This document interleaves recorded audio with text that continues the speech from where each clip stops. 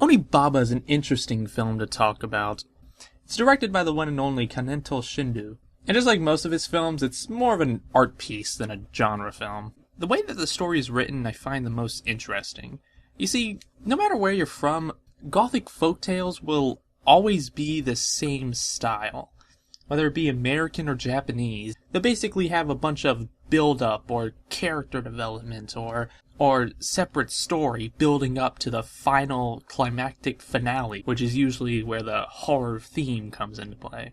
I think the style of writing kind of went away in the 19th century, but the film is from 1964 and takes place in the 14th century. So I guess it's written in the same way that a normal folktale would be. It's not directly based off of any folktale, though it is inspired by one. The bride scaring mask story, which is almost the same thing. The film follows two women. They don't really give them names, so I'm just gonna have to call them Old Woman and Young Woman.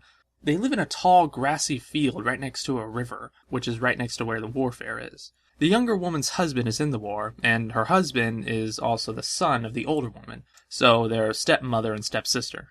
They live together in a very old, run-down hut, and their main source of income is taking armor and weapons from dead samurai and selling them. This is actually a pretty scary thought, because they actually hint at the fact that the war is slowly ending, so there's less and less people coming around. There's even this one scene where an injured samurai just walks up and asks for help, and they just straight up kill him.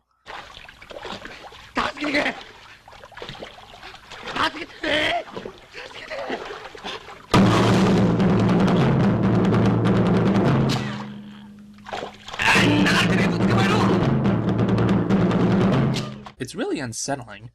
In fact, that's how I would put this entire film, just unsettling. A couple ways through, there's a man named Hachi who comes in, who was part of the war, and part of the battle that her husband and her son was in. He's a deserter and disguised himself as a monk so he could escape. They both have a grudge against him for deserting and leaving their man, I guess. Her husband, his son.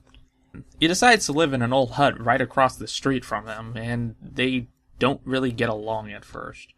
Over time, Hachi kind of feels an itch and tries to seduce the young woman to having sex with him.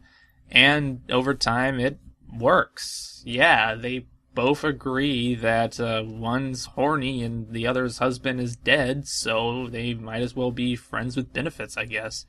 Again, this whole thing just feels unsettling. Even down to the camera work. It's filmed in black and white, and I think that's more of an artistic decision than a budget decision. The entire place is filmed in this long grass. Usually art films like to show as much as they can, but in here it's almost the opposite. You can't see anything. I guess that's where the horror lies in this. You don't really know what's out there, so you're kind of almost afraid of the unknown. The film is also long and kind of slow paced, so I don't really know if a lot of newcomers will enjoy it. From this point on, the review is going to talk about some spoilers. One night, Hachi and the young girl are together, doing their thing. A lost samurai wearing a hyena mask comes nowhere and tells the old woman to help him get out of the swamp. She tricks him by leading him to a giant hole. Oh yeah, I think I forgot to mention that there's a hole where they dump their dead bodies into. She tricks him into falling into the hole, and there she steals his stuff, but keeps the mask. Later on, the old woman tries to scare the young woman that sex before marriage will send you to hell. She of course doesn't believe it, but one night when she goes out, she wears the demon mask and scares her to death. She starts to believe it, but then when she gets back to the hut, the old woman can't remove the mask. It's stuck on her. The young woman, realizing what the trick that she pulled on her, she of course tries to help her get the mask off. They eventually do, but so does her skin. Her flesh is exposed and muscles and it's just really weird.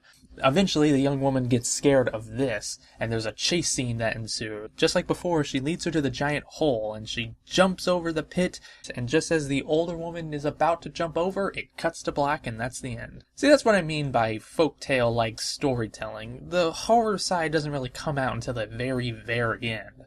So I guess the horror theme is more of the build-up to that climax. Nevertheless, if you're into artsy films, I definitely recommend this one. Onibaba is a must-see.